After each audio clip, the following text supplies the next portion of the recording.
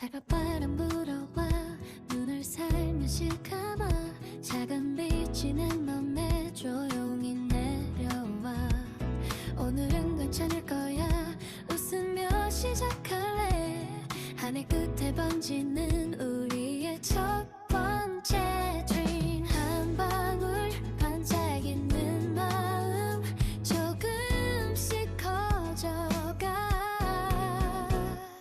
Shine shine morning light 너와 함께 웃을래 Shine shine morning light 오늘보단 빛날래 랄랄라 love again 랄랄라 smile again Shine shine morning light 우리의 아침이야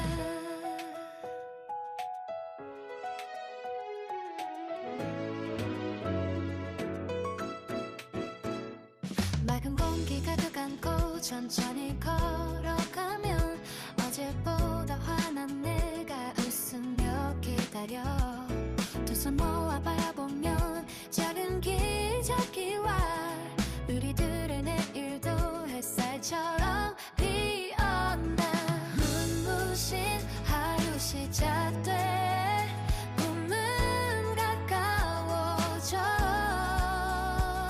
너와 나 함께라면 두렵지 않아 Shine shine morning light 세상이 더 반짝 자, 바로 시작해볼까요?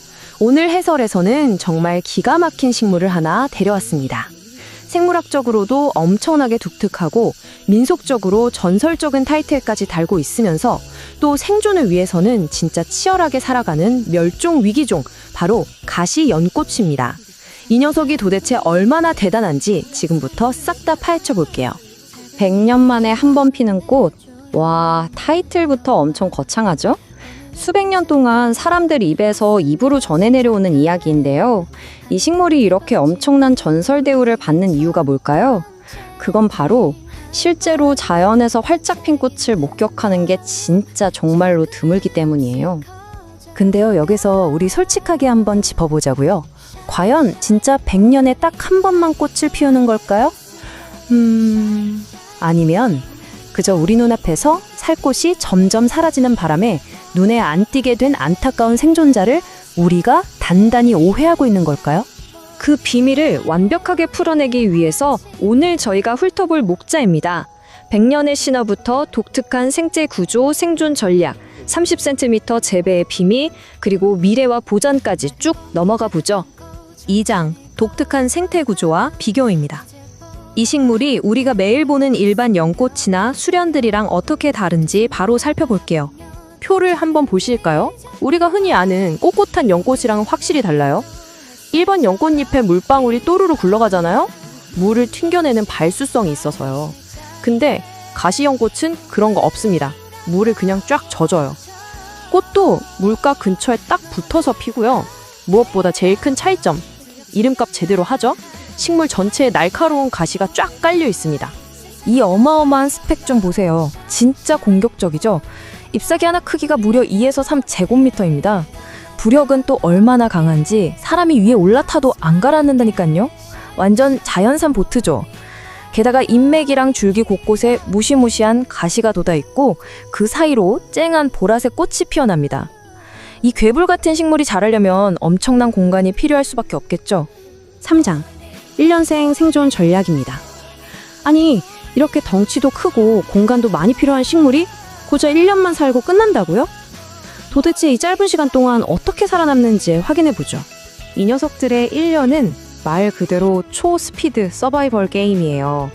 가을엔 껍질에 쌓인 씨앗이 튜브처럼 물 위를 둥둥 떠다니다가 겨울이 되면 진흙 속으로 푹 가라앉아 웅크리고 추위를 버팁니다. 그러다 봄에 조그만 씨앗에서 싹이 트고 여름 단 몇 달 만에 그 거대한 잎과 꽃을 완전히 폭발적으로 뿜어내는 거예요. 타이밍이 생명이죠. 여기서 진짜 기가 막힌 포인트 하나 나옵니다. 바로 폐쇄화라는 번식 전략인데요. 꽃이 쫙 펴져 있는 시간은 길어야 딱 3일입니다. 낮과 밤에 걸쳐 열렸다 덧쳤다 하다가 그 뒤에 나의 꽃잎을 꽉 다물고 물속으로 쑥 잠수해버려요.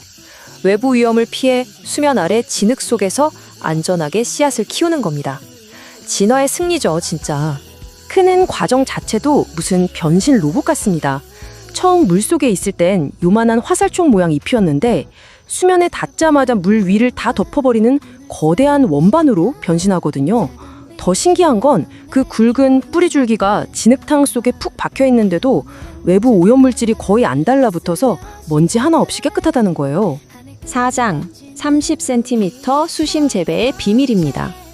야생에서 이렇게 다이나믹하게 사는 녀석을 연못이나 공원 같은 인공 환경에선 도대체 어떻게 키울 수 있을까요? 자, 여기서 숫자 30. 이게 뭘까요? 잎이 2m나 되니까 살려면 물도 엄청나게 깊어야 할 것 같죠? 완전 반대예요. 초기 진흙바닥에 뿌리를 내리려면 놀랍게도 30에서 50cm의 아주 얕은 수심이 딱 좋습니다. 물이 처음부터 너무 깊게 차 있으면 오히려 꽃이 제대로 안 핀다고 해요. 직접 키울 때 필요한 4단계 딱 정리해 드릴게요. 첫째, 겨울엔 씨앗을 냉장고에 넣어 저온 보관하거나 무거운 추를 달아 물속 깊이 가라앉혀야 합니다. 둘째, 봄이 오면 25도에서 30도 사이에 아주 따뜻한 물로 잠을 깨워주시고요.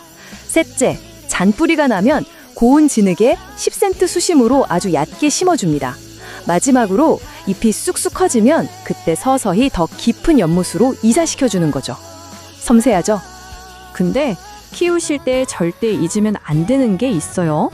덩치가 큰 만큼 식욕도 엄청나서 바닥 진흙에 유기질 퇴비를 팍팍 섞어주셔야 하고요. 아, 가시! 이거 찔리면 진짜 눈물 납니다. 작업할 때 두꺼운 장갑은 필수예요. 게다가 조건만 잘 맞으면 번식력이 어마어마해서 자칫 연못 전체를 다 덮어버릴 수 있거든요. 그러니까 개체수 조절은 직접 꼼꼼하게 해주셔야 합니다. 5장 미래와 보전. 자, 오늘 이야기의 가장 중요한 부분일지도 모르겠네요. 이 경이로운 생명체가 종으로서 계속 살아남을 수 있을지에 대한 이야기입니다. 방금 전까지 이 녀석 번식력 장난 아니라고 말씀드렸잖아요.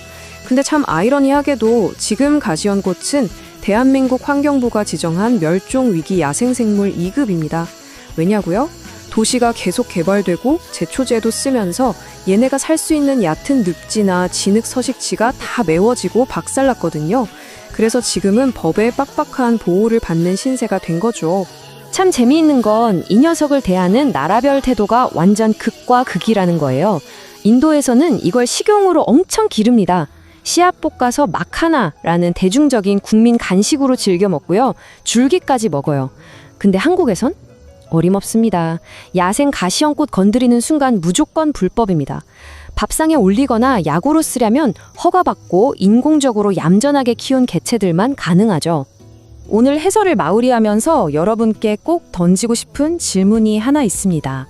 아파트가 올라가고 도시가 무한정 팽창하는 동안 우리 동네 얕은 진흙 속에서 매년 기적처럼 피어나는 이 고대 생태계를 위해 우리는 과연 어떤 자리를 내어줄 수 있을까요?